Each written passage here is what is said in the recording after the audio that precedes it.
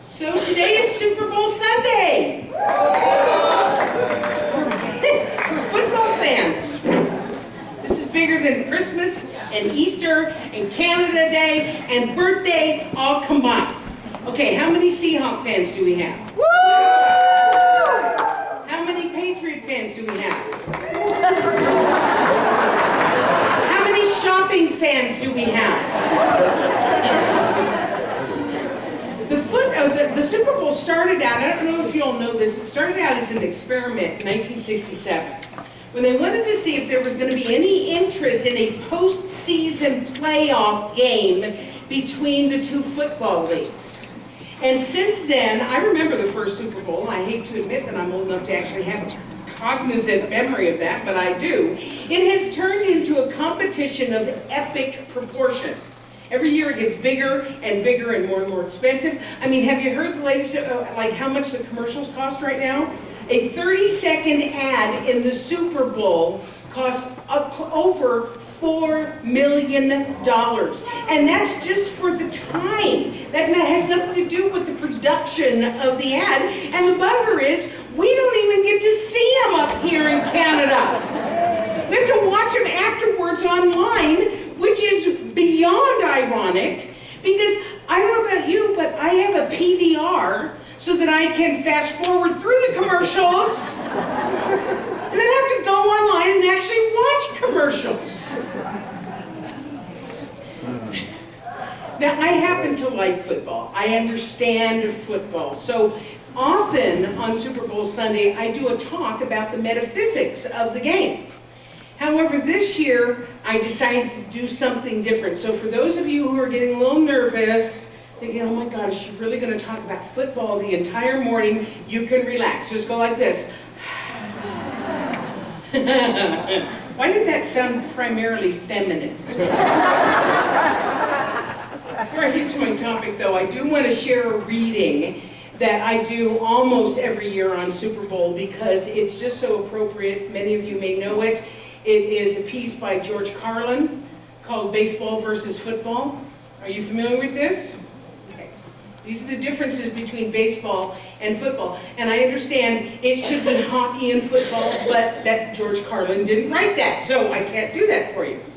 He says here, baseball is played on a diamond in a park, the baseball park.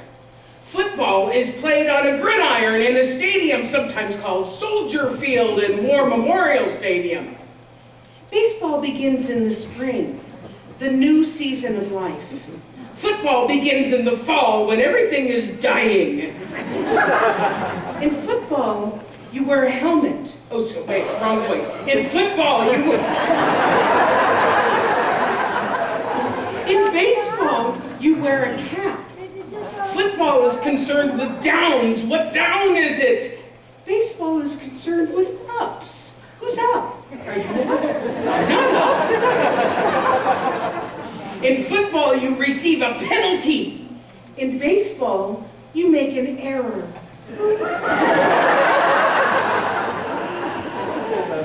Football has hitting, clipping, spearing, blocking, piling on, leg hitting, unnecessary roughness, and personal fouls.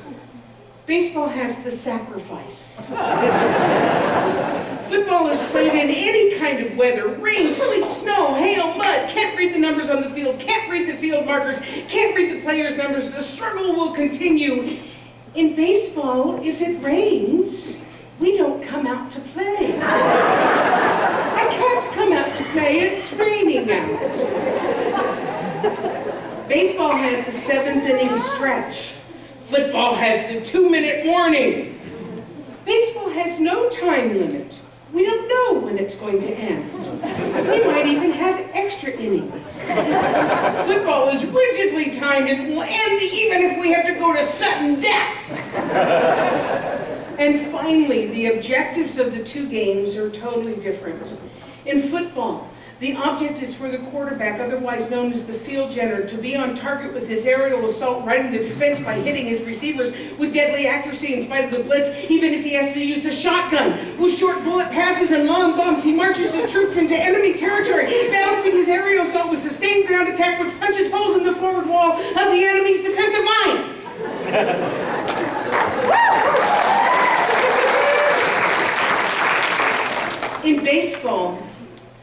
object is to go home. To be safe. I'll be safe at home. Safe at home.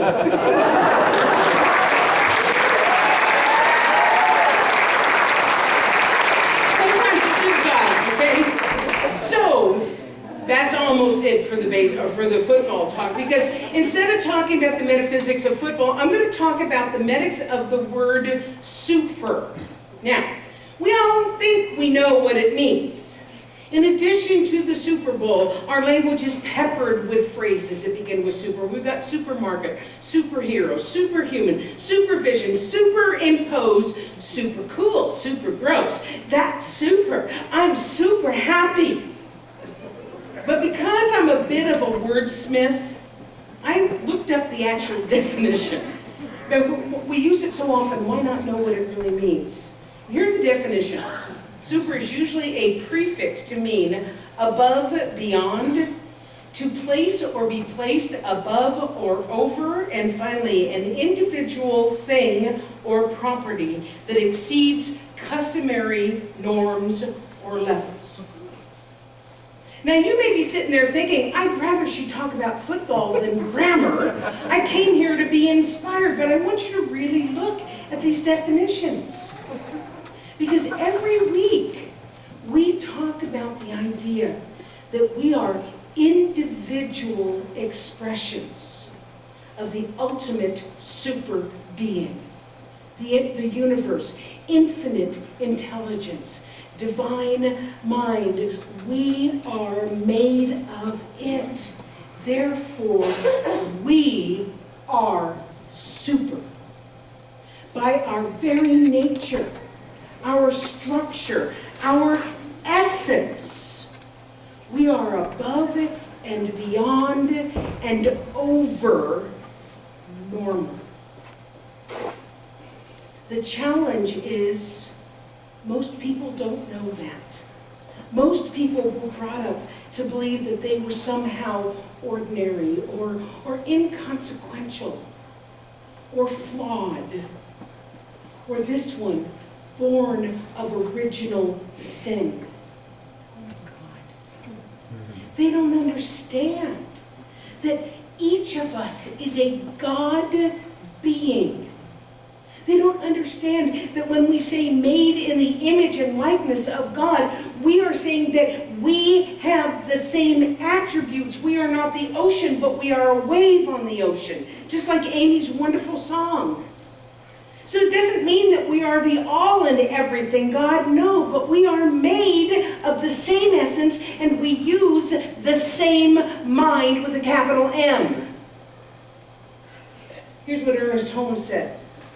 He says, I believe that man is the direct representative of this divine presence on this plane of existence.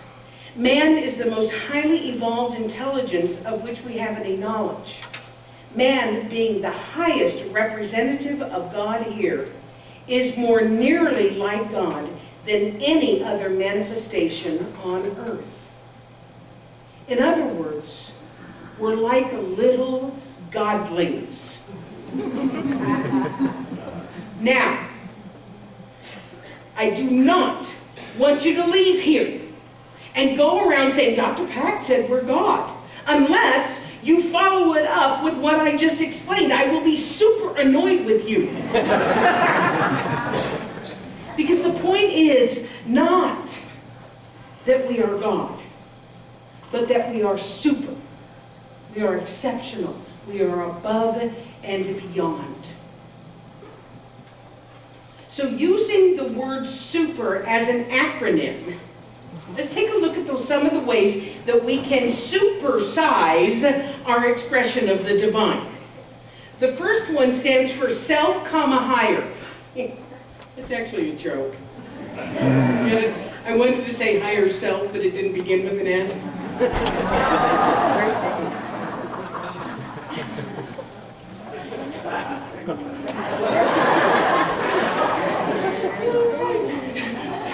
Each one of us has a higher self that is a pure connection to spirit.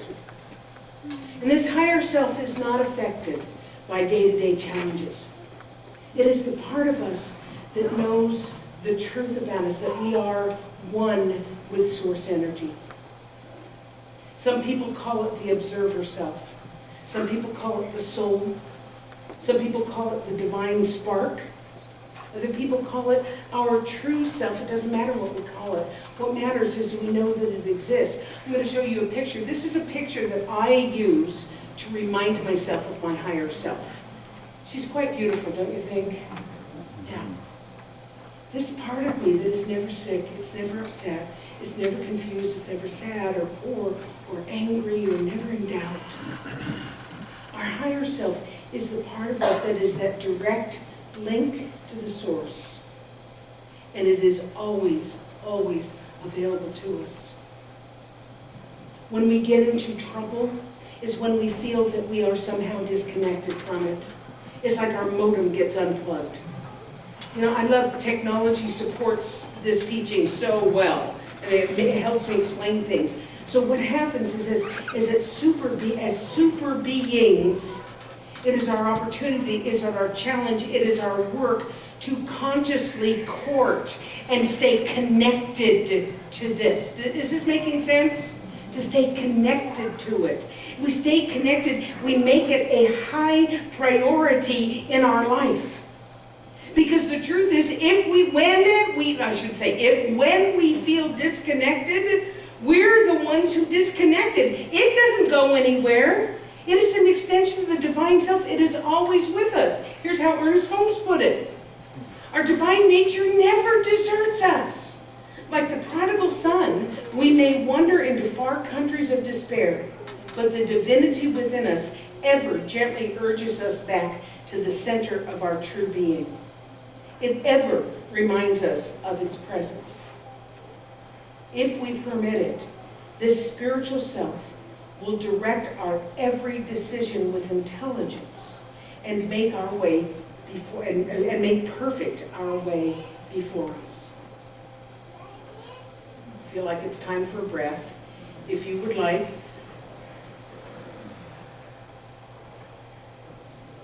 it brings us to our second letter, which is U, and that stands for understand.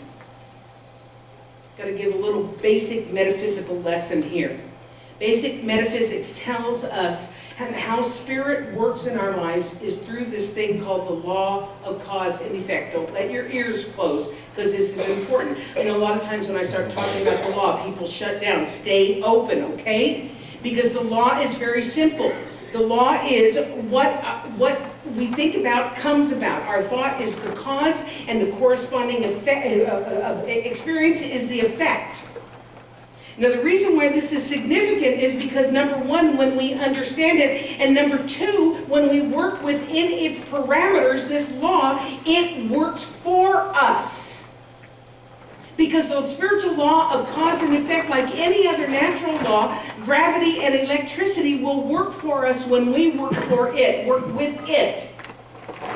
My beginning students, bear with me, because I use this example all the time. Electricity has been around forever, right? Yeah. But before humankind understood it, it appeared to be destructive, like in lightning and that type of thing. But then people began to study electricity, and they recognized that when it is used correctly, in other words, with working with it within its parameters, it would do all sorts of wonderful things, like light up a room and cook food and run a machine and that type of thing. But even now, with all of our technology and all of our knowledge and how evolved and advanced we are, if I go and stick my finger in a socket, it is going to electrocute me.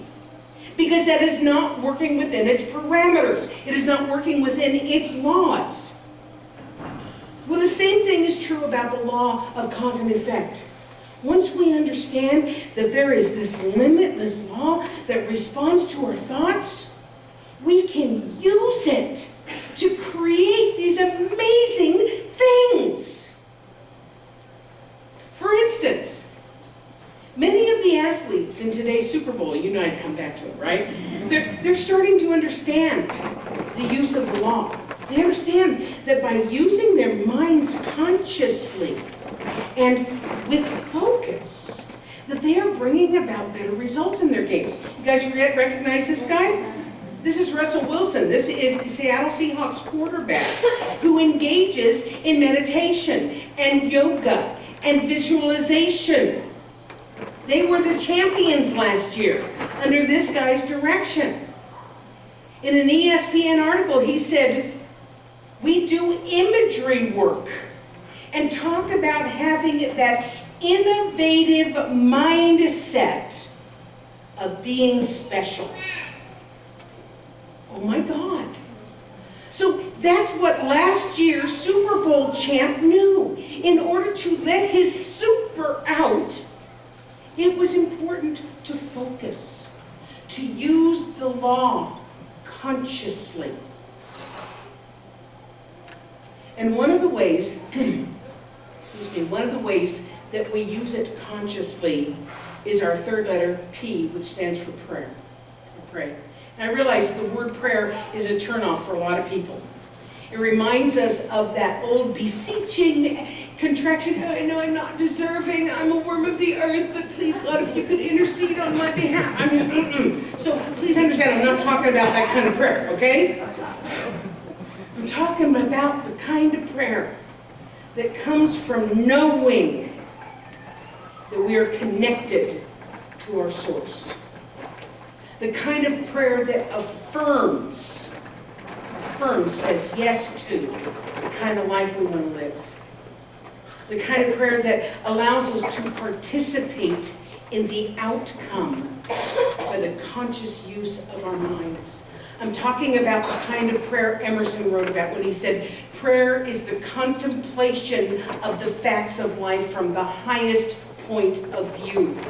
It is the soliloquy of a beholding and jubilant soul. It is the Spirit of God pronouncing His works good. Now I want you to think about this. How would it be possible for you to approach life from the highest point of view with a beholding and jubilant soul and not be super? It can't happen. Is this making sense? Yeah. Making sense? Okay. Brings us to our next word. E, engage. I debated between engage and enthusiasm because I think they're both really, really important in expressing who we are, our super selves, but I decided on engage because taking action and moving our feet is essential to living the life of our dreams. Now, I'm not saying that we have to make things happen. I'm saying that we have to allow things to happen by means of us. If we sit around all day contemplating our navel, we're not going to be a very effective instrument through which Spirit can work. Ernest Holmes put it this way: the Spirit can do for us only what it can do through us. The power behind all things is without limit. But in working for us, it must work through us. In other words, we need to be engaged.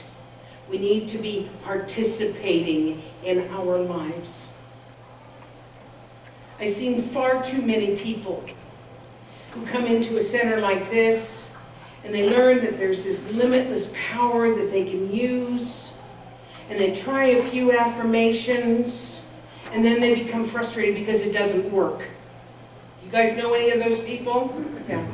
Well, it can only work for us as it works through us. So in order to engage our superhumanness, we need to be actively participating. We need to pay attention. We need to identify those opportunities when they come, and we need to give all of ourselves to this thing called life. Going back to the Super Bowl players today. What if they just used their minds? They just sat there contemplating their navels, using their minds, visualizing. It would be effective, no doubt. But the fact is, they also need to be on the field. They need to be fully engaged. They need to work. They need to train. They need to practice. They need to learn. Because when they're doing both, just think about this, folks, when they're doing both, They are providing this finely honed instrument through which God can express. And don't get me wrong here. I'm not saying that you have to be a perfect physical specimen in order to express God. Obviously. Hello, are you there? That was actually pretty funny. Okay. What I'm saying is that we need to be engaged, we need to be invested, present in the process in order to bring out our superness.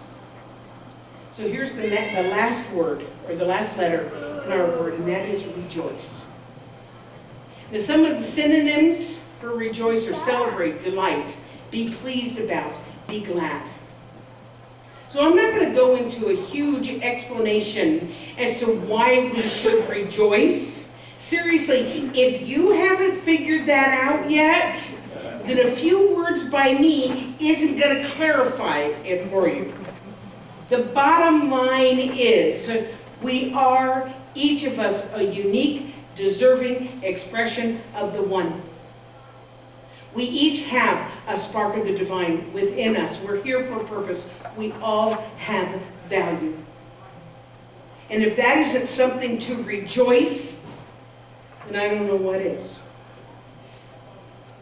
So we're going to end with some affirmations to supersize the super you. So, repeat after me if you would. I commune with my higher self. I commune with my higher self. You mean it? Yes. Next one. I understand and consciously use.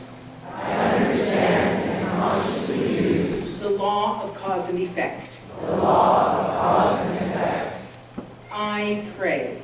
I pray. I am engaged with life, and I am enthusiastic. I am engaged with life, and I am enthusiastic. And now I really want to hear this one. I rejoice in my magnificence. I rejoice in my magnificence. And so it is.